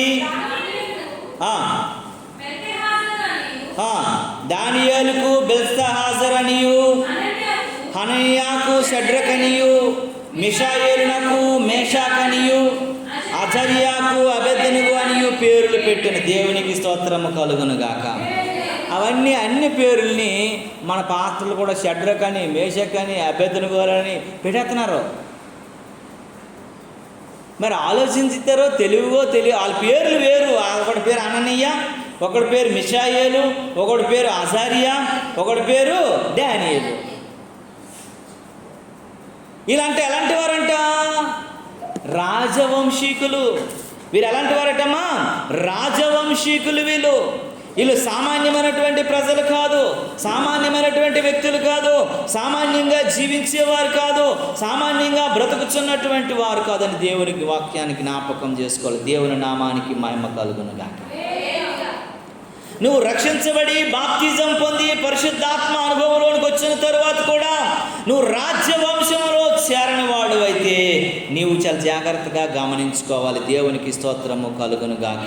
నువ్వు లోకంలోనే ఉన్నావని జ్ఞాపకం చేసుకోవాలి. నువ్వు బాప్తిజం పొందావు, నువ్వు రక్షణ అనుభవంలోనికి వచ్చావు, నువ్వు పరిశుద్ధాత్మ అనుభవం పొందావు, నువ్వు పరిశుద్ధురాలు, పరిశుద్ధుడిగా ఉంచబడ్డావు. యేసయ్య రక్తంలో నీ పాపాన్ని విమోచించబడిన తర్వాత కూడా నువ్వు రాజ్య వంశంలోనికి రాకపోతే, రాజులైన యాజక సమూహంలో ఉండకపోతే నువ్వింకా లోక సంబంధమని జ్ఞాపకం చేసుకోవాలి. నీ క్రియ, నీ ఆలోచన, నీ యొక్క పరిస్థితి అంతా అలాగున్నట్లే. కాకి కోకిల ఒకేలాగా ఉంటుంది. కాకి కోకిల ఎలాగ ఉంటుందండి? సేమ్ ఒకలాగా ఉంటుంది, పెద్ద తేడా ఉండదు. కాకి కోకిలని మనకి ఎప్పుడు తెలుస్తుంది? కోతప్పుడు తెలుస్తుంది. కాకి గొంతు ఎలా ఉంటుంది? మనకి ఇక్కడ అరుస్తుంది కదా, ఎలా ఉంటుంది? మనకి చాలా ఇరిటేషన్గా ఉంటుంది. ఎంత త్వరగా వెళ్ళిపోతే బాగుంది అనిపిస్తుంది. అదే కోకిల స్వరం అయితే వినాలి వినాలి వినాలి అని అనిపిస్తుంటుంది. ఉదయాన్నే లేచినప్పుడు కొన్నిసార్లు కోకిళ్ళు అరుస్తుంటాయి. ఎంత మాధుర్యంగా ఉంటుందో. అందుకే ఎవరైనా బాగా పాటలు పాడి ఇండియన్ నైటింగేల్ అంటారు. అంటే ఇండియన్ నైటింగేల్ అనేటువంటి అవార్డు ఎవరికి ఇచ్చారు? లతా మంగేష్కర్ ఏమంటారు? ఇండియన్ నైటింగేల్ అంటే గాన కోకిల. నైటింగేల్ అంటే ఏంటమ్మా? గాన కోకిలట. భారత గాన కోకిల ఆమె బిరుదించారు ఆమెకి. అంటే భారత గాన కాకులు బోల్డ్ ఉంటాయి కానీ కోకిళ్ళు కొన్ని ఉంటాయి. దేవునికి స్తోత్రము కలుగును గాక. హల్లెలూయా. నువ్వు పరిశుద్ధాత్మ అభిషేకం పొంది, బాప్తిజం పొంది, యేసుప్రభు రక్తంలో కడగబడి, మారు మనసు పొందిన తరువాత కూడా నువ్వు వంశీకుడిగా నువ్వు మారినంత కాలం కూడా నువ్వు లోక సంబంధమని గుర్తు చేసుకోవాలి. నువ్వు రాజకుమారులు ఎలా ఉండాలనంటే, పరిశుద్ధత గ్రంథం చెప్తున్న మాట ఏంటో తెలుసా అండి? చూడండి, ఒక మాట రాజకుమారులు ఎలా ఉండాలో కొన్ని మాటలు మీకు చెప్తాను. దినవృత్తాంతాల 2వ గ్రంథము 9వ అధ్యాయము. ఈ మాటలు చూడండి పిల్లరా. దినవృత్తాంతాల 2వ గ్రంథము 9వ అధ్యాయము 5, 6, 7 వచనాలు. నీ కార్యములను గూర్చి జ్ఞానమును గూర్చి నేను నా దేశమందు వినిన వర్తమానమును నిజ వర్తమానమే గాని నేను వచ్చి దానిని కనులారా చూచు వరకు వారి మాటలను నమ్మకుంటుని. నీ అధిక జ్ఞానమును సగమేనను నా వారు నాకు తెలియచెప్పలేదు. నిన్ను గూర్చి నేను నిదానించుట కంటే నీ కీర్తి హెచ్చుగా ఉంది. దేవునికి స్తోత్రము కలుగునుగా. సొలొమోనును గూర్చి ఒక దేశపు రాణి, షాబా దేశపు రాణి, ఒక అన్యరాలు వచ్చి మాట్లాడుతున్న మాటలు ఇవి. అయ్యా, నీ జ్ఞానమును గూర్చి, నీ తెలివిని గూర్చి, నీ భక్తిని గూర్చి, నీ భావమును గూర్చి నేను విన్నానయ్యా. నేను అనుకున్నాను ఎంత ఉంటుందా, ఇంత మ్యాటర్ ఉన్న మనిషి అని అనుకున్నానయ్యా. కానీ నిన్ను వచ్చి చూసేసరికి నేను విన్నది ఏమని రాసింది అక్కడ?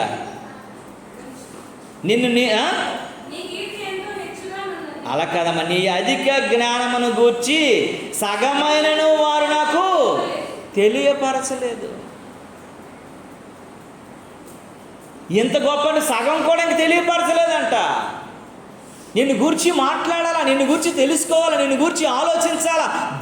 దేశాలు కూడాను నీ భక్తి, నీ విశ్వాస జీవితం కోసం మాట్లాడేటట్లు ఉండాలి. దేవునికి స్తోత్రం కలుగునుగా. వాళ్ళు నిన్ను చూడగానే నీ నడవడిక, నీ జీవన విధానం, నీ పరిశుద్ధత, నీ మాట, నీ ప్రార్థనా జీవితం, నీ భక్తి జీవితం, నీ ఔన్నత్య జీవితం, నీకున్నటువంటి దేవునితో ఉన్న సంబంధం, దేవునితో ఉన్నటువంటి నడవడిక చూడగానే వాళ్ళు తన్మయం చెందిపోవాలి. ఎంత భక్తి పరులు, ఎంత మంచి వాళ్ళతో నాకు సహవాసం దొరికినందుకు దేవునికి మహిమని చెప్పాలి. హల్లెలూయా.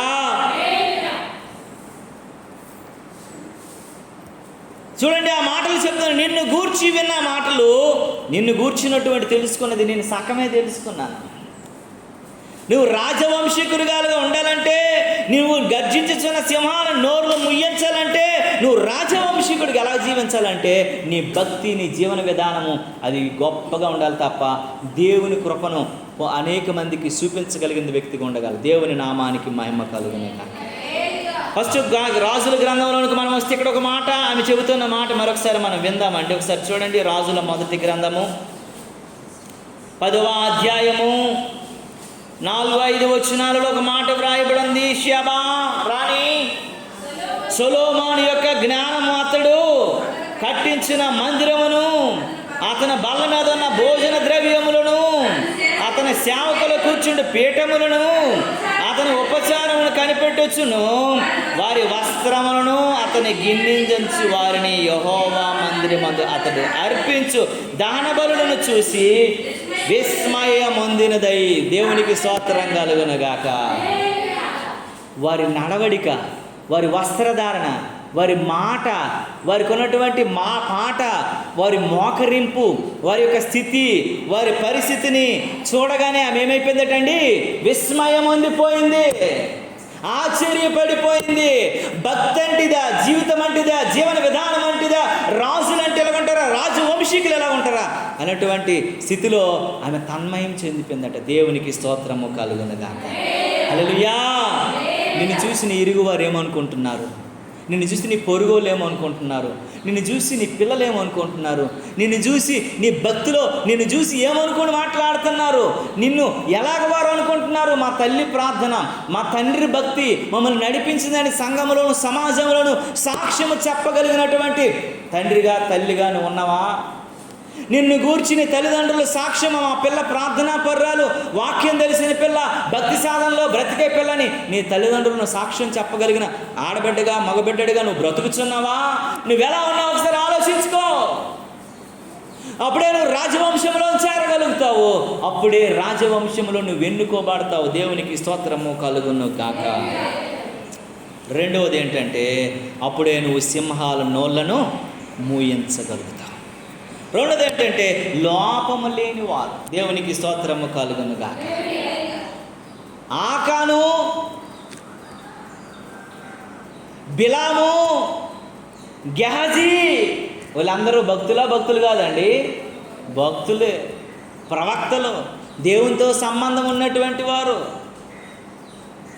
లోపమును బట్టి ఆకాను రాళ్లతో కొట్టబడి, కుటుంబము ఆయన కలిపి చంపబడి, ఆ లోయకి ఈరోజు కూడా ఆకోరు లోయ అని పేరు పెట్టబడింది. లోపము మరణానికి త్రోవ తీసుకెళ్ళిపోయింది, రాళ్ళ దెబ్బలు తినేటట్లు చేసింది, తనను తన కుటుంబాన్ని నాశనం చేసి పడేసింది అని లోపమును బట్టి. బిలాము లోపమును బట్టి గాడిద బుద్ధి చెప్పడమే కాదు, యెహోవా ఖడ్గము ఏం చేసిందండి? బిలాముని చంపడానికి రెడీ అయిపోయింది. లోపమును సవరించుకోకపోతే, లోపమును సరిచేసుకోకపోతే బిలాము మరణానికి వెళ్ళిపోయాడు. యెహోవా ఖడ్గము బిలాము కంటే ముందు దేవుని ఖడ్గం వెళ్ళి నిలవబడింది.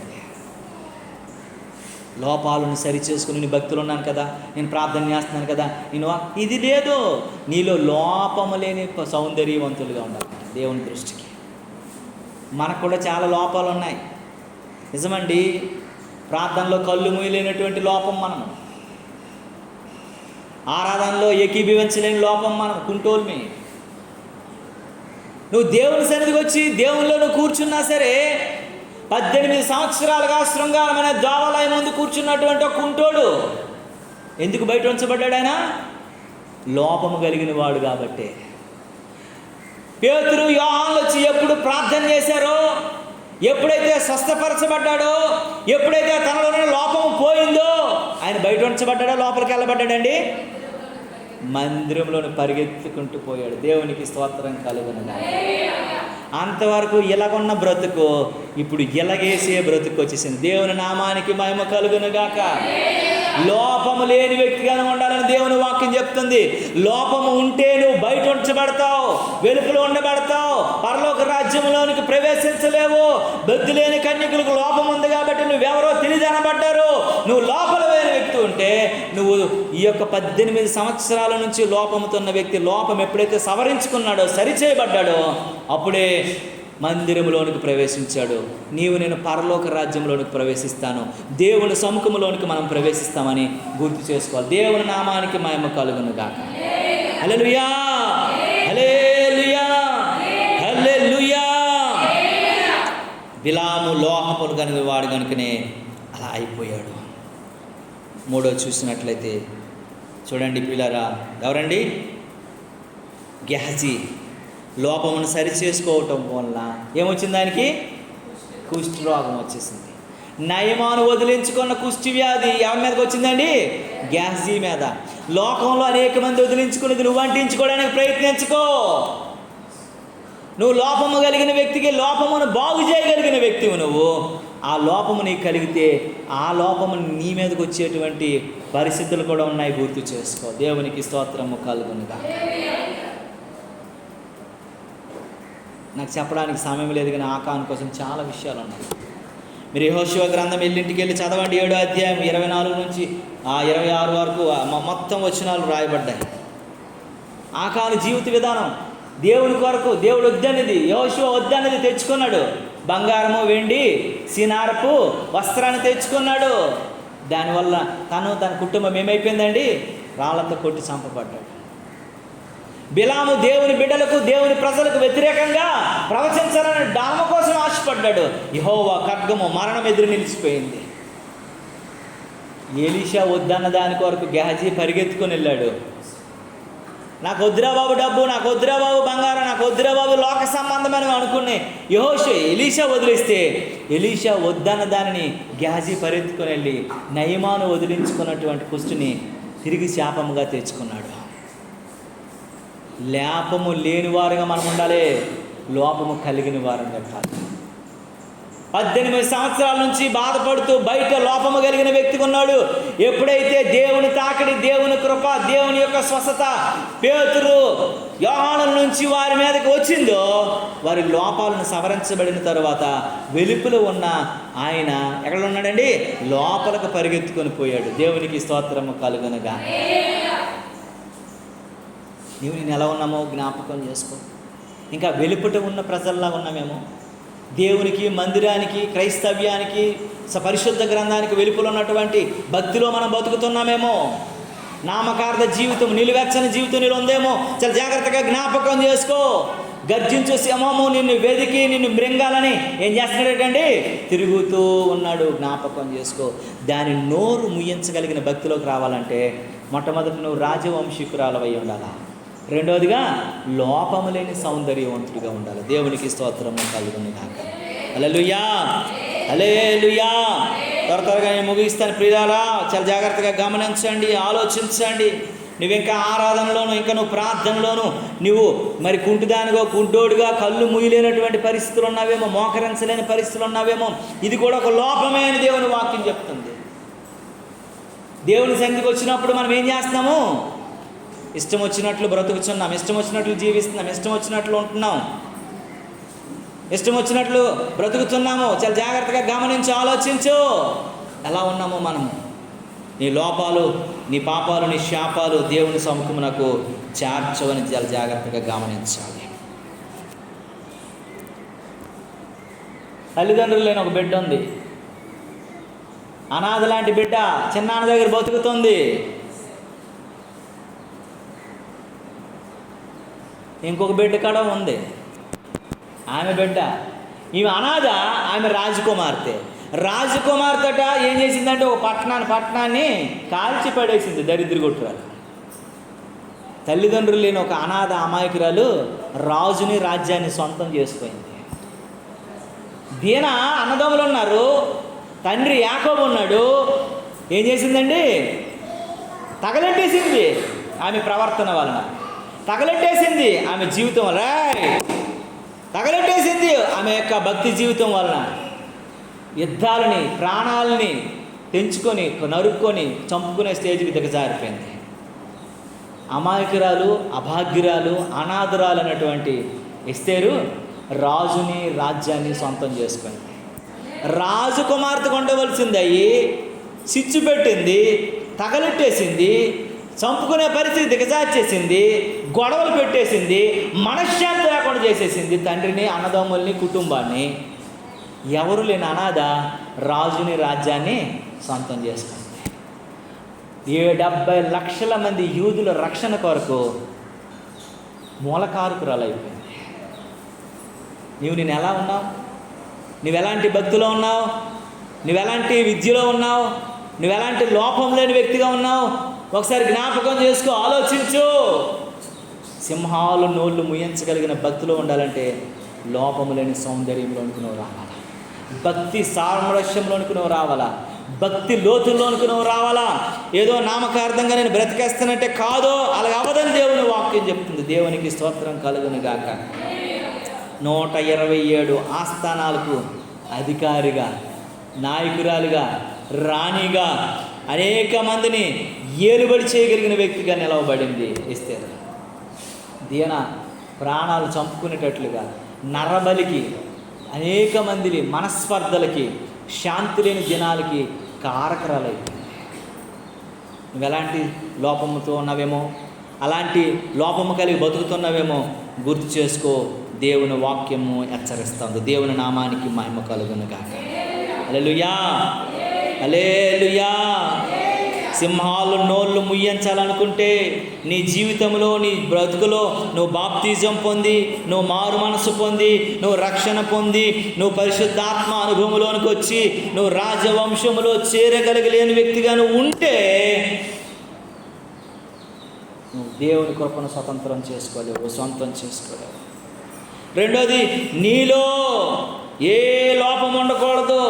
ఏ లోపం లేని వ్యక్తిగా నువ్వు ఉండకపోతే చాలామంది మరణించి ఉగ్రతకు శాపాన్ని తెచ్చుకునేటట్లుగా నీవు ఉండడానికి లేదు. దేవుడు హెచ్చరిస్తున్నాడు ఈ ఉదయకాల సమయంలో. నీలోన్న ప్రతి లోపాన్ని తీసివేసుకోవాలి. చిన్న చిన్న విషయాలు, ఇది చిన్నదే కూడా అనుకోవడానికి ఏం లేదు. మీరు నమ్మరండి, ఒక సిస్టర్ గారు నాకు చెప్పారు, చిన్న కురుపు అయిందంట. చిన్నది, చాలా చిన్నది, ఆవగింజ అంత కురుపు అయిందంట. ఆవగింజ అంత ఈ ఇంటికండలు ఇక్కడ బ్యాక్ బోన్ కరెక్ట్గా ఆ స్పైనల్ కార్డు సెంటర్ భాగంలో చిన్న కురుపు వస్తే ఎప్పుడు కూడా కొంచెం దురదలాగా నొప్పులాగా అనిపిస్తుంటుందట. వాళ్ళని పిల్లల్ని పిలిచి కొంచెం బాబు పిండరా, కొంచెం ఏదో గోకరా, కొంచెం ఏదో మందురాయరా అని చెప్పి రాస్తారా. అలా ఉంటున్నటువంటి పరిస్థితుల్లో ఆ చిన్న కురుపు స్పైనల్ కార్డ్ అంతా తినేసిందంట. బయటంతా బాగానే ఉంది. ఏంటి చాలా దురదగా ఉందని చెప్పి ఎక్కువ రోజులు కాదండి, 3 వారాలు అయింది. ఏదో నొప్పుగా ఉంది, పడుకుంటే ఏదో ఒక రకమైనటువంటి భారంగా ఉంది అని అనుకొని వెళ్తే ఎంఆర్ఐ స్కాన్ చేస్తే ఇక్కడ మొదలుకొని స్పైనల్ కార్డ్ ఎంతవరకు కూడా మొత్తం లోపలంతా కుళ్ళిపోయిందంట. బయటికి కనబడిన పురుగులు పట్టేసాయంట. డాక్టర్ అన్నాడంట, అమ్మా నీ ముఖంకి నీకున్నటువంటి అనారోగ్యానికి సంబంధమే లేదమ్మా అని అన్నాడట. నువ్వు గాబరపడద్దు అని చెప్పి క్రైస్తవ డాక్టర్ థామస్ అన్నటువంటి డాక్టరు ఆమెను తీసుకెళ్ళి, నువ్వు కూర్చో, నీకు చిన్న ట్రీట్మెంట్ ఉంటుందని మత్తిచ్చి ఆ స్పైనల్ కార్డు ఆపరేషన్ చేసి ఆమె తీస్తే 3.5 కేజీల పురుగులు వచ్చాయట. 3.5 కేజీలు. ఒక్కొక్క పురుగు ఎంత ఉంటుందో తెలుసా? చిన్న చిన్న కాదు, ఎంతెంత పురుగులు అంట. అంటే 50 గ్రాములు 100 గ్రాములు ఉన్న పురుగులు తయారైపోయాయి. ఫ్లష్ అంత తినేసేయంట.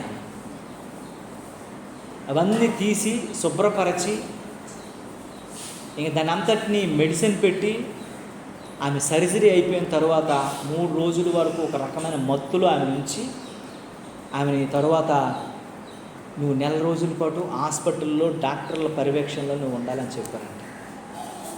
నాకు సిస్టర్ గారు ప్రార్థన చేయండి బ్రదర్, నేను హాస్పిటల్ వరకు బాగా వెళ్ళానండి, నాకు పుట్టిన కురుపు ఎంతో తెలుసండి, ఆవగింజంత కురుపు అండి. దాన్ని మా పిల్లలతో ఇలా గోకమన్నాను, పిండమన్నాను, ఏదీ రాలేదండి. చీము రాలేదు, రక్తం రాలేదు, ఏమీ రాలేదు, పొడుగానే ఉంది. కానీ ఆ కురుపు స్పైనల్ కార్డ్ అంతా తినేసిందండి. నేను వెళ్ళినంత వరకు ఆ సిచ్యువేషన్, ఆ వీడియో నేను చూసినంత వరకు కూడా మీకు వీడియో చూపిద్దాను, కానీ మీరు ఎవరు అన్నం తినరు. ఎందుకంటే ఇలా అవుతాను అక్కడ. అది నేను చూస్తే నాది అని నేను నమ్మలేదండి అని అన్నాను.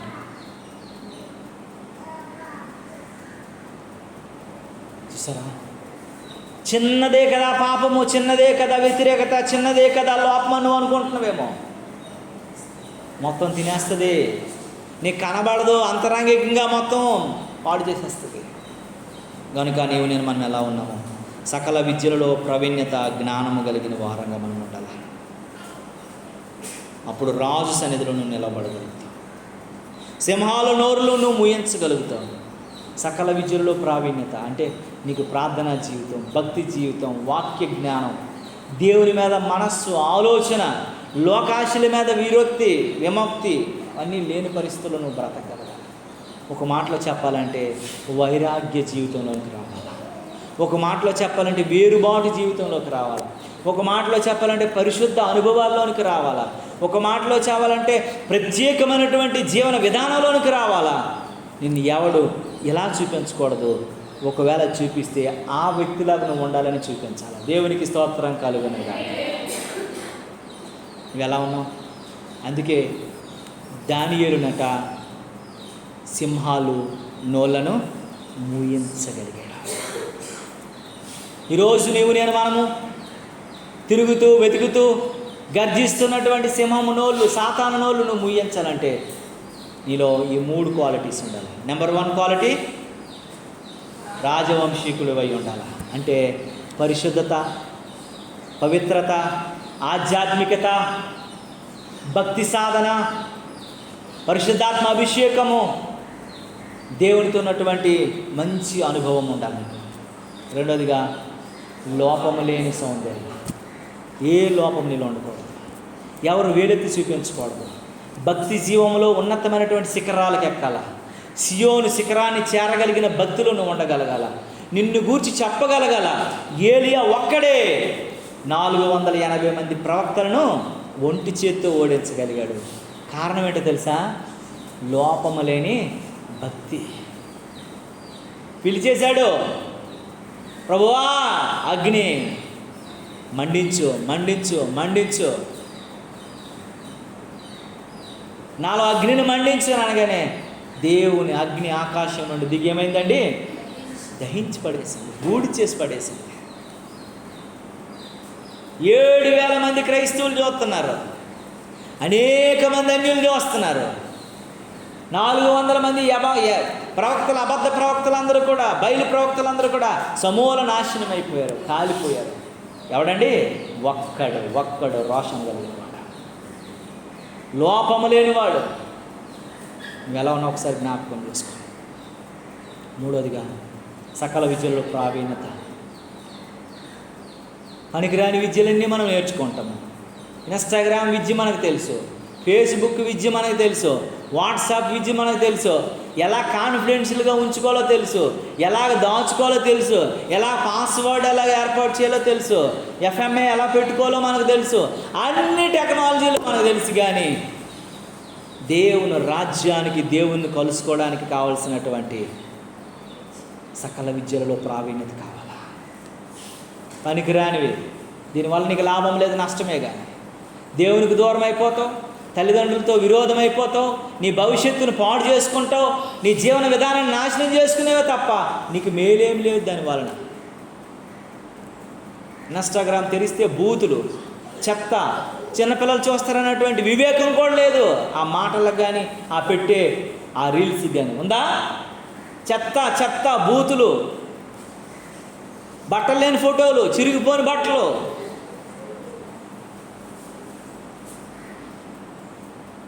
లేవా?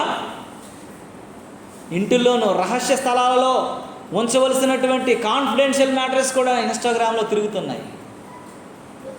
ఎవరెవరో మాట్లాడుకున్నటువంటి మాటలు ఇన్స్టాగ్రామ్లో పెడుతున్నారు. ఇదా మనం నేర్చుకోవాల్సిన విద్య? ఇదే మనం నేర్చుకోవాల్సింది? ఇదే మనం అవలంబించవలసింది? ఇదే మనం ఆచరించవలసింది? సకల విద్యలో ప్రావీణ్యత అంటే దేవుని జ్ఞానమును గూర్చిన ఆసక్తి, దేవుని శక్తిని తెలుసుకోగలిగిన భక్తి, దేవుని యొక్క రాజ్య వ్యాప్తి కొరకున్నటువంటి ఆలోచన, దేవునితో కలిసి ఉండాలన్నటువంటి ఆసక్తి. యెహోవా అంటాడు కదా, దేవుని గూర్చిన ఆసక్తి నన్ను భక్షిస్తుంది అని అంటాడు, తినేస్తుంది. నువ్వు దేనిని గూర్చిన ఆసక్తి? 10 నిమిషాలు వాట్సాప్ చూడలేకపోతే మనం ఉండలేం. 10 నిమిషాలు ఇన్స్టాగ్రామ్ చూడలేకపోతే మనం ఉండలేం. 10 నిమిషాలు ఎవరికో చాటింగ్ చేయకపోతే మనం ఉండలేం. 10 నిమిషాలు ఫోన్ చేయలేకపోతే ఉండలేం. ఇది దేవుని రాజ్యానికి దూరపరిచేది తప్ప దగ్గర పరిచేది కాదు. ఈ దేవుని బట్టి నువ్వు ఎలా ఉన్నావు ఒకసారి గుర్తు చేసుకో. లోకమంతా కూడా మాయ, ఈ లోకమంతా వ్యర్థం, ఇల్లో సూర్య క్రింద ఉన్నదంతా కూడాను వ్యర్థమైంది. వీటి మీద నీ మనసు పెట్టక నువ్వు సింహాలు మూళ్ళు ముయ్యించగలిగిన భక్తులకు నువ్వు ఎదగాలంటే ఆయన మీద నువ్వు మనస్సు పెట్టి బ్రతకడానికి ప్రయత్నించు. ప్రార్థన చేసుకుందాం కండ్లు మూసుకున్నట్లయితే. ప్రభువా మా జీవితాలను, ప్రభువా మా బ్రతుకులను, ప్రభువా మా స్థితిగతులను, ప్రభువా మా పరిస్థితులను, ప్రభువా మా యొక్క జీవన విధానాన్ని సరిచేయి ప్రభువా, చక్కదిద్దు నాయనని ప్రభువుని అడగదాం, ప్రార్థన చేసుకుందాం, భక్తితో ముందుకు కొనసాగదాం. అందరం మోకాళ్ళ మీదకి వచ్చి ప్రభువా ఒకవేళ నాలో ఏది లోపం ఉంటే, ప్రభువా నీకు వ్యతిరేకమైన చేయాలంటే ప్రభువా నిన్ను బాధపరిచే